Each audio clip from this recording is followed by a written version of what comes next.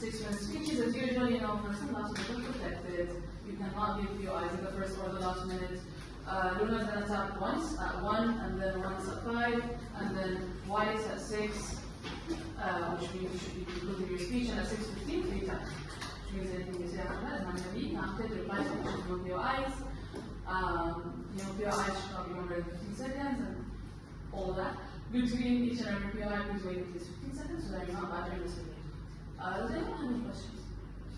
Are you guys ready? Awesome. Okay then. Without further ado, this house opposes consequentialism. I'm sorry, Abedi. That's okay. There is no space. I'm full of you. How are we 6 judges? 6, yeah, 6.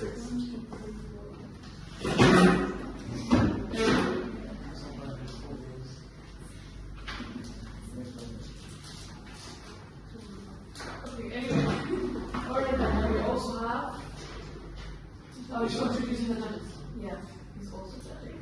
I did mention him before you started. Okay. So,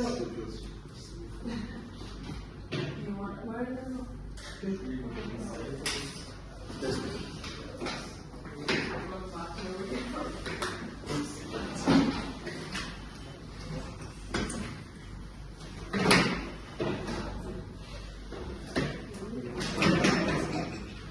So, ready? We're gonna have the whole, everyone's looking.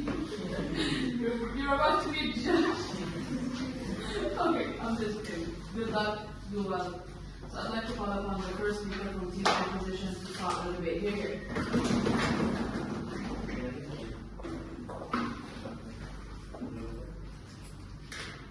Okay, I'll be starting in 3, 2, 1.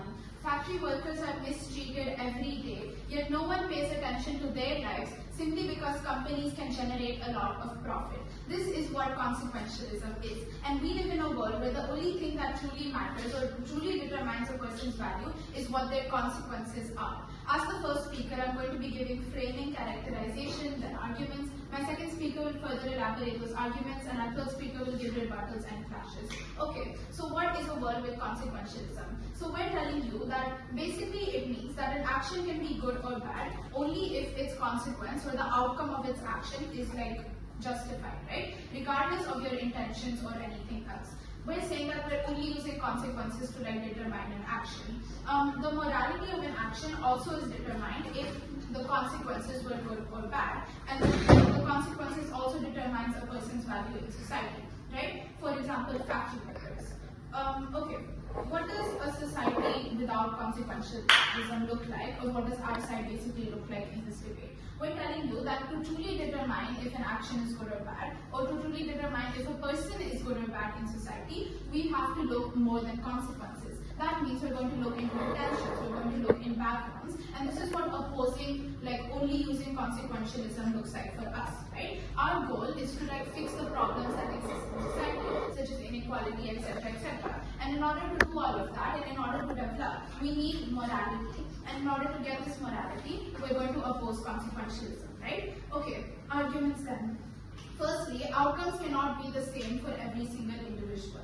The thesis of this is that there are different outcomes for every single action, right? And these outcomes are like really difficult to like determine if they themselves are good or bad, because many kinds of people live in this world. So it's really hard to determine if the morality of an action is true, because the outcome has like so many aspects to this, right? 3 reasons for this. Firstly, people have different backgrounds, and what's considered development for one person cannot always be considered development for another, right? For example, like if you look at industrialists, they want to build a lot of dams, right? They want to generate water, electricity, and in order to do that, they have to build a lot of dams, they have to build a lot of buildings. And this is beneficial for them. The consequences are beneficial for them because they get more profit, they get more money for themselves. But if you look at poor people or like tribals or whoever lives in those areas where dams are built, they're going to suffer heavily because their livelihoods are destroyed. The consequences of that action is not justified for them.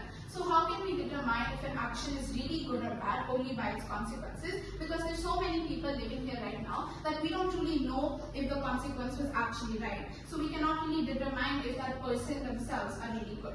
Now if you take the same example and look at the intentions here, you can see that companies who like build dams or industrialists who build dams want profit, whereas tribals just want to live, right? When you look at the intentions here, you can clearly see that building dams like overlay is completely wrong. This is what we're trying to say here. We're saying that using intentions is a lot more important because it does help determine if the action is actually right, which consequentialism does not do. Before I move on, any POIs? Okay, secondly is about influence. We're saying that like when you use consequentialism in this debate, it also matters the weightage of like what the consequence is. If an action has bigger consequences, then the morality of it is also bigger, and if the action has lesser consequences, then the morality of it is also lesser. This is also wrong because it highlights the inequalities that people have. For example, influential people have a lot more power.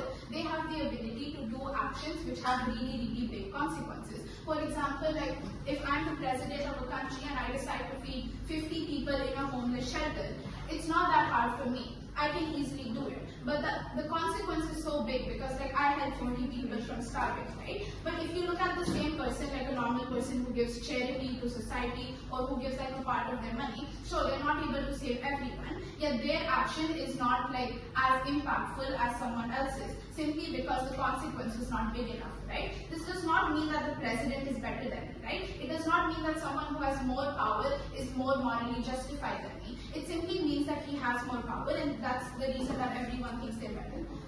Yes? If you're talking about philosophical aspects of consequentialism, are you aware that there are real life incidents, or there are real life examples of consequentialism where it has worked? Because if you're talking about philosophy, it's the philosophical aspects, there's real life aspects of it, not much of them. Okay, see, real life aspects are not really given by like opposition in this debate, so I can't really understand what their POI is. But according to like what I understand here, the real life examples that I gave just now simply have like a lot of value in this debate, right? Okay, moving on. So we're telling you that the inequalities in society are not really like seen when you use consequentialism, simply because of the two reasons I gave before, right? Why is this like wrong? This is because we're widening the gap between poor and rich people. There are a lot poor people who like actually have true intentions and who want to do good in society, but we're simply not like able to like go to them, or we're simply not able to focus on them because their consequences are small. They do actions which are not considered like good enough by society, simply because of like rich, wealthier individuals who have the ability and have a lot of power to make big consequences. Therefore, their action is like bigger and better. This is why consequentialism essentially fails like in the entire society, and it highlights the big conflicts that we have right now. If there's no development in this current world, and if we continue widening the inequalities, then it's not going to result in development for us at all. And because of this, we're so proud to oppose this debate. I'd like to thank the speaker for her speech. Well done. Let's go for 5 minutes and 58 seconds. I'd like to welcome the first speaker, the opposition. Start with the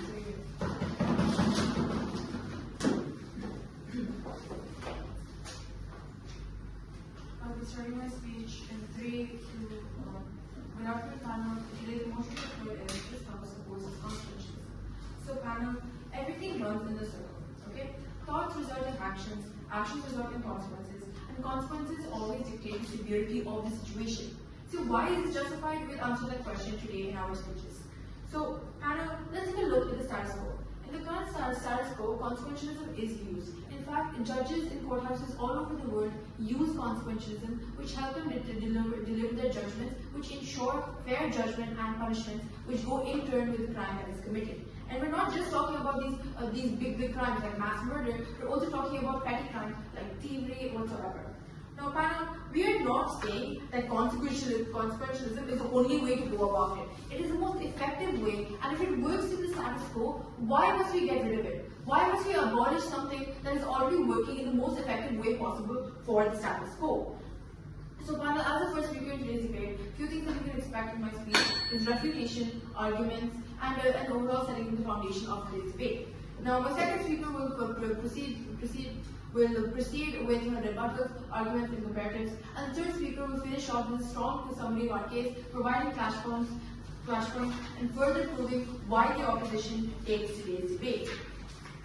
Now, panel, let's take a look at the burden of today's debate. The burden of today's debate mainly relies with the proposition, as they have to prove why that when consequentialism works in the status quo today, why must we get rid of it, why must we replace it, and how will they replace it? So, panel, the stakeholders in today's debate mainly refer to the individuals globally that use consequentialism in their daily life and how it's affecting their lives. Now, panel, moving on to my rebuttals. So the first speaker comes up here and she talks about how instead of using consequentialism to estimate the severity of the punishment, let's take a look at their intentions. But panel, can we ever actually truly understand the intentions of an individual? Intentions can be fake, intentions can be resonated with, but you can never truly know what is the intention of an individual. Intentions are never really truly known, and therefore this entire point of bringing up intention as a way to govern estimate the severity is ultimately worthless, because you will never actually know the severity of a situation. You will never actually know the intentions of an individual in a situation. Moving on with my arguments. See, it ensures fair judgment. As I mentioned in my framing, judges all around the world in the courthouses use consequentialism to ensure fair judgment. Because see, every action has its consequence, okay? And these consequences are all the best way to determine the severity of the project, it's the best way to determine the severity of the situation that occurred. Because see, let's take an example of a time when elections are going on. So let's say there are two people to be elected for. So these two people are constantly at odds, and everyone is picking sides. And there's a lot of media outbreak about who they should choose. So let's say an individual wants to choose a certain person, so they're opposed against an individual that they're going against. So they can easily order for political assassination against the person. Now, what will this do? When a person is eliminated from the contest, from the election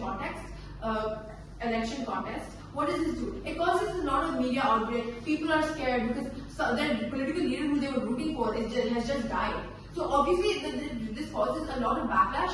And when the person who ordered for this political assassination is caught, they obviously wanted him. They wanted to deliver the punishment to the severity of the crime he has committed. So what does this do? This ensures that he is receiving fair judgment for what he has done. And panel, we have a moral right to perform consequentialism and in courthouses all around the world for all aspects of crimes. Because not only is it the most effective way to go about it, if it works for the status quo, why must we abolish it? It is the most effective way. It is the most effective way to deal with crimes all around the world. And if it deals with it, it deals with everything and all the crimes around the world. Why must we abolish it? To summarize everything I've talked about today, I've talked about how it ensures fair judgment, how we have a moral right to perform consequentialism, and how dictating the severity through consequentialism ultimately leads to better judgment all around the world. Panel, with this I close my case, close my speech. Never wins a proud purpose.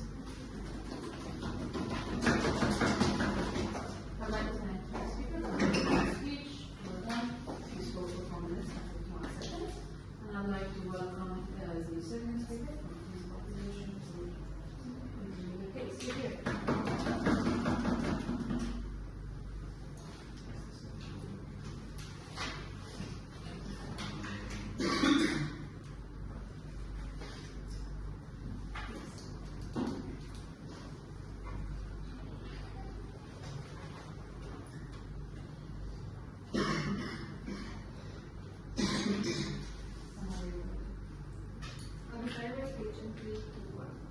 As a second speaker, I will be giving you some direct engagements, giving 2 new arguments, and then proving to you why we win today's debate by some videos. Starting off with some rebuttals.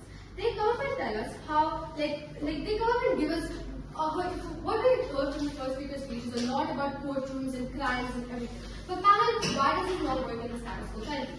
Do we see people, we literally see people being arrested for crimes they did not commit simply because of the consequences of their actions. Because we, in the competence, we never really know the true intentions of a person. But parents, we never tell you we're judging a person solely based on intentions. We tell you we're not solely judging them on consequences. We judge the consequences, intentions, and the backstory behind the action. The moment opposition loses this debate is when they come up and they think that we're judging a person or we're judging a situation solely because of their intentions, when that's not the case. We tell you judging a person solely by the consequences just undermines the value of intentions, and that's where it's morally wrong, and that's when it's morally unethical, right? And then they tell us. And then they tell us how this like judging a person solely based on consequences is a really fair judgment, and how like you can easily give punishments this way. But again, that really does not work in the status quo in itself, because we see so many people, we see real life examples of so many people being arrested for crimes they did not commit. We see so many people being unfairly judged just because of the consequences. We never really can understand the intentions or the backstory of a person based on their just based on their consequences. We tell you yes, consequences do play a severe role, but it really does not tell you it does not account for their intentions or anything else that goes into the consequences, right? Now, starting off with my first argument, that consequentialism undermines the value of intentions. Why? Firstly, why does intentions matter? Intentions matter simply because of the fact that a person could have different ideologies, a person could have different ideas towards something, but a consequence or a bad consequence in itself could be just because they're unlucky, or simply because they're unlucky or something like that, right? So we tell you that simply using consequences is not a fair means. Now, we tell let's take an example of a company, right? A company could have immense profits, or a country could be so developed. But what are the intentions behind it? A company could exploit their workers and get these profits. A government could exploit its people and become developed. Does that tell me, okay, the consequences are really great, they're amazing, but are the intentions behind it just? Are the intentions behind it ethical? I don't think so. We continuously tell you this in my first speaker speech, and we never really hear any response from that on side of opposition. Now, let's take the best case scenario. Okay, a person's intentions were bad, and his consequences were also bad, right? A person's intentions were bad and his consequences were also bad. But panel, at least we're giving them a chance. At least we're giving the person who committed these crimes, which they take so much as an example for, at least we're giving them a chance for their intentions to be accounted for. On their side of the case, what we see is that, okay, we're directly not checking the root cause of a crime, or we're not checking the backstory or anything, and directly determining a solution for it just based on but it's the most effective way which actually provides a proper solution. As a second speaker, you can expect 4 things in my speech. First, stakeholder analysis, then I'm moving on to my rebuttals, arguments, and then lastly, the comparatives on this debate so far. So first with stakeholders, we see the major stakeholders in our debate are the people doing the action or the people being affected by it. I'll be explaining this further in my arguments. Now, moving on to the rebuttals, we see that in a philosophical aspect, what we are talking about here is that every single consequence should be taken into account, which is not as effective as you take only one single problem, which is what they said in the profitable case. Next is that basically the morality of an action is only justifiable of its actions because it doesn't matter how exactly you help the person, right? When you look at the awards which are given to people because they did such a great thing, you don't look at how exactly they did it, you look at the fact that they actually did something that was good. You look at the fact that they actually helped someone, and that's what really matters. Next is they also said about how we're arresting someone for a crime they didn't commit because they could be framed for it, or we're basically arresting someone for a crime they didn't commit at all. Whereas we're looking at cases where the action is judged by its consequence, and the definition itself says that the action which was committed and not allegedly, right? We're talking about actions which are committed by themselves.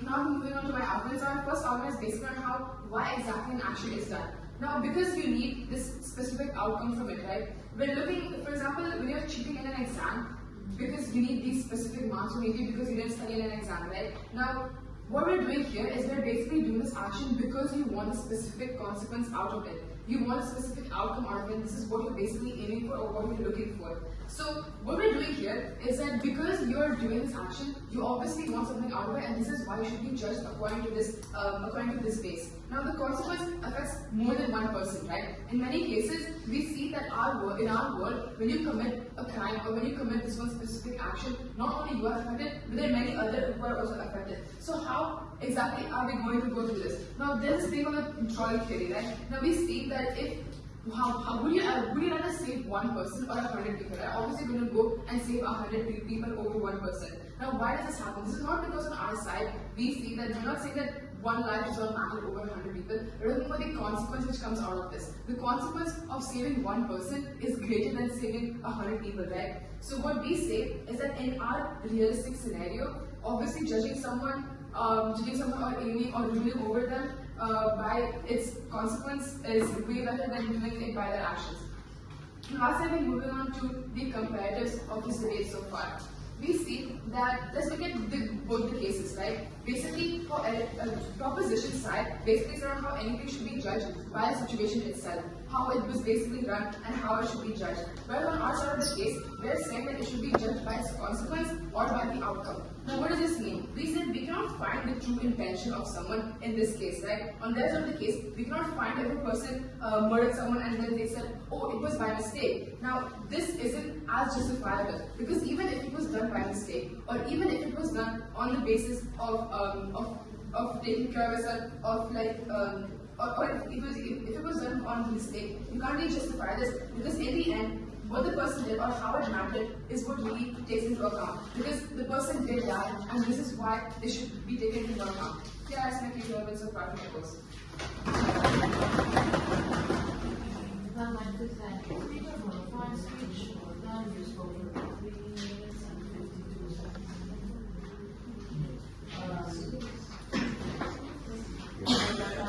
For the third speaker from the competition to continue the case.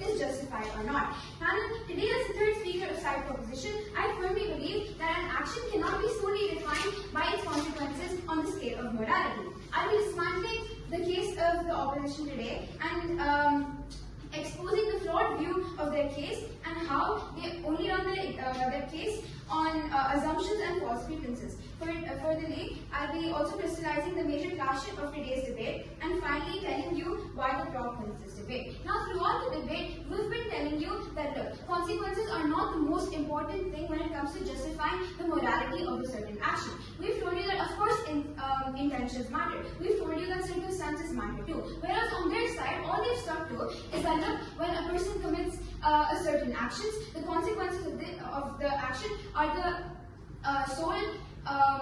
sole aspect of deciding whether that action was right or wrong. And they bring up a lot of points about how this works in courtrooms and judges and how it makes it easier for us to punish a certain person for their actions based on solely their consequences. Now, what we've told you throughout our side of the debate is that look, circumstances matter just as much as the consequences. We're not only saying that intentions are the sole deciders, we're saying all the factors when it comes to deciding the morality of a certain action. They told us that the only reason consequences should be accounted for are because they're the most effective and they work everywhere. However, they give us no proper reasoning why this is so. Let me come to the major clash of today's debate, which is which side is more ethically right. We've told you that different outcomes have different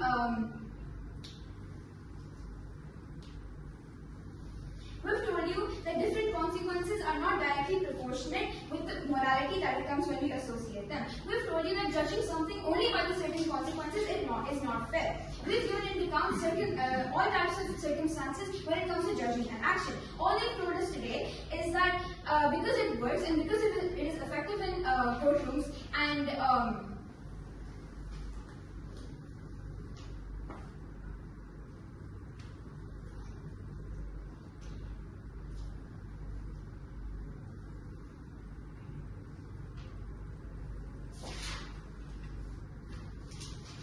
you guys have any POIs? Okay, let me go. So let's talk about which side is more practical when it comes to addressing the judged morality of an action. We've told you that consequences are not the sole interpreters of whether an action is right or wrong. We've taken into account circumstances, intentions, and more, which is why we will today's debate. Thank you. I'd like to thank the speaker for her fine speech.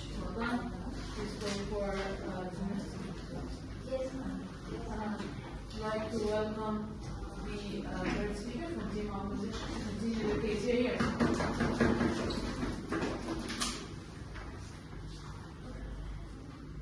I'll be starting in 3, 2, 1. Panel, proposition has misheard our whole case. We're not saying consequential is the only thing in this world. We're saying it is the most effective, right? Notice how we say it's the most effective because it's worked in many cases. Now we're not saying it's the only thing in the world. Now let me start, as the first speaker will be doing rebuttal slashes and telling you why we went to this debate. Starting off with a few rebuttals, what I've heard majorly from side proposition is, they talk about this big company exploiting putting up a dam, whatsoever industry is. Okay, let's take that example. Why is this example not valid in this debate? It's because first of all, its consequences, the one consequence that they talk about is they get big profit. Second consequence that they never think about, they never talk about in this debate, is the fact that people are being misplaced, tribes are being misplaced. They never take into account that this is also a consequence, it's also impacting the people. They just get the positive impact and take it like, oh yeah, that is why big companies will do this. They never taking into account that there's a negative impact too. This negative impact needs to be taken into account. That is what consequentialism is about. That is why anything they talk about, big companies, anything they talk about, like all of that, they give about intentions, incentives, whatever is invalid. Now, then they tell us about, okay, we're going to use incentives. My first speaker has already remarked that point, but let's go more deeper into that. Then they tell us, oh, incentives are not the only thing that's going to be judged. We're going to use consequences and other things. What are these other things? Never explained in this debate. Secondly, how is it judging people based on incentives and all of these other actions? Never explained in this debate. They're just putting out points without really explaining them at all. Okay? And notice how we're not saying that your consequences define your whole action. We're not saying the consequences is the only thing in this world that's the best thing, or it's the only thing in this world that defines the whole thing. Okay, now let me move on to the major clash in this debate, which is about judgment. Which side provides a better and fair judgment? Now, let's firstly talk about the one major subsection into this, which is about effectiveness. Which side is more effective? So, we never see them telling us how their side or anything that they're proposing will be more effective in the status quo, because in the current status quo, we see that people are following consequentialism. It exists in the current status quo, and even though it's not solving every single problem in this world, it's solving a major amount of the problem. But anything they propose, anything they want to propose, cannot solve all crimes in the world, because crimes are still going to exist on both sides of the case.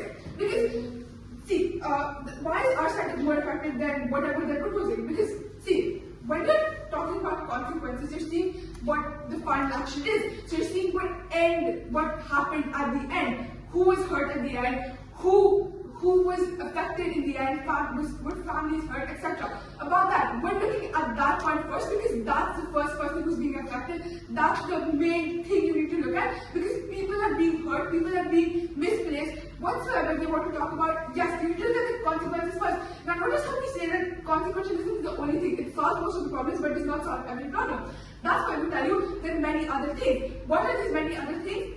Is the fact that you need to see when the action was taking place, why the action was taking place. But see, like we brought this out already, would you kill 100 people or one person? Obviously you would kill the one person. Why? Because even though ethically killing someone is not right, why is it okay? Because you're saving 100 people. It's about majority versus minority. You cannot just say, oh, because 2 people are being hurt, that's why it's okay to hurt other like 50,000 people. That is not okay. You need to understand that the world we live in, we have to go, there are 8 billion people in the world, and there's not one thing that goes around for everyone. There are many things that are important in this world. There are many things that are different for each person because every person is unique, and you need to understand that every action is unique. So every action has every unique consequences. So that's why everything needs to be judged separately. Everything needs to be taken into account, other than just like thinking that, oh, there's only one consequence of this action. That is why we will only take the one good consequences, and then we say this is a good thing. That is not what this debate is about. The debate is about the fact that there is millions of consequences for one simple action. Okay? So you need to take into account all of them and then come to a judgment, because all proposition does is focus on one single consequence and they base the entire case of that. But that is not what happens in the real world. We never say that consequentialism is the only thing. It's not about taking one action. As the intro psychologist said, it's a philosophy. It defines the morality of the action. How morally justified is that action? Is that action really even morally justified? Why is it okay to kill 2 people and 50,000 people are being saved? Because it's ethically okay. Why is that? Because it is okay because you're saving 50,000 people in that process. You're not killing 100,000 people and imagining that it's okay. Okay? Now to sum up our case, what have we told you throughout all of our speeches? We've told you firstly why judgment is more effective on our side of the case. Secondly, we tell you why it's okay to follow this thing. And thirdly, we've also told you why consequentialism is important, but we also tell you that it is most effective way, obviously, but we also tell you why there are other things in this world too. With all that said, let the motion fall and never should part of the words. Thank you. I'd like to thank the speaker for her fine speech. Well done, you have spoken for 5 minutes and 26 seconds.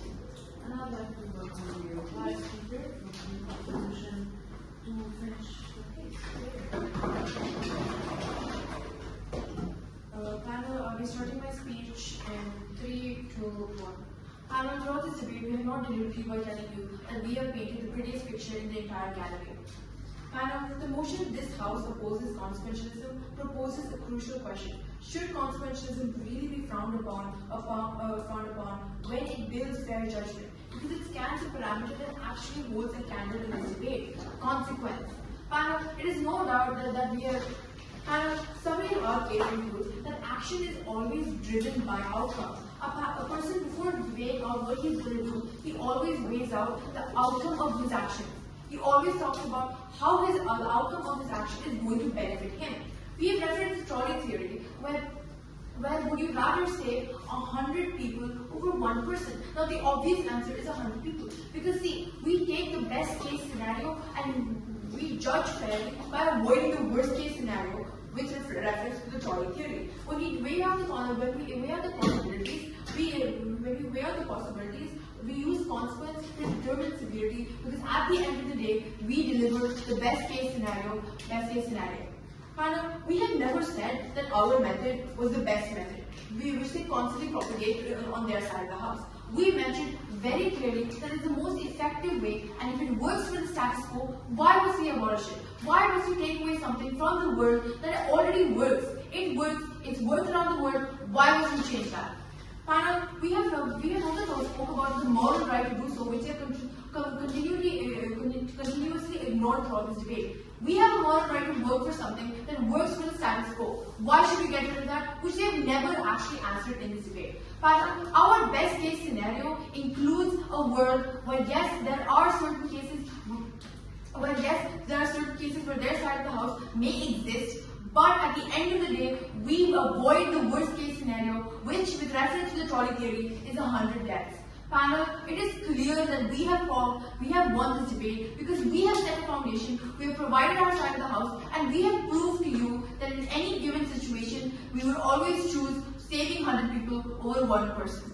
Panel, with this I conclude my speech. Never been so proud to oppose, and we firmly urge you to sign the opposition.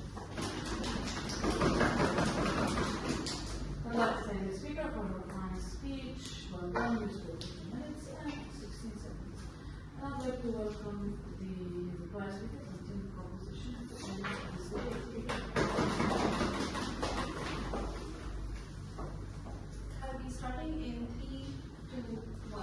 Opposition lost this debate the second they prioritized the postal gain of wealthy rich individuals over mending the inequalities in society. But another reason they clearly lost this debate is because they don't even know what their case is. They did not even recognize the problem that currently exists in the status quo and paint this idealistic world where problems just don't exist. We're telling you that at the end of the day, who is bringing a change? Who is bringing a positive change in society, panel? And that is us. This is why you must side with us in this debate. Some clarifications, right? Firstly, what exactly is consequentialism and what exactly is opposition's case here? We're telling you that opposition is only using consequentialism. They're only using consequentialism for all of their judgment, right? They're not using anything else to decide like if something was morally good or right. We're telling you that our case uses three things, right? Consequentialism, intention, circumstances, and background. All of this will be taken into consideration. Panel, we're not neglecting consequentialism here.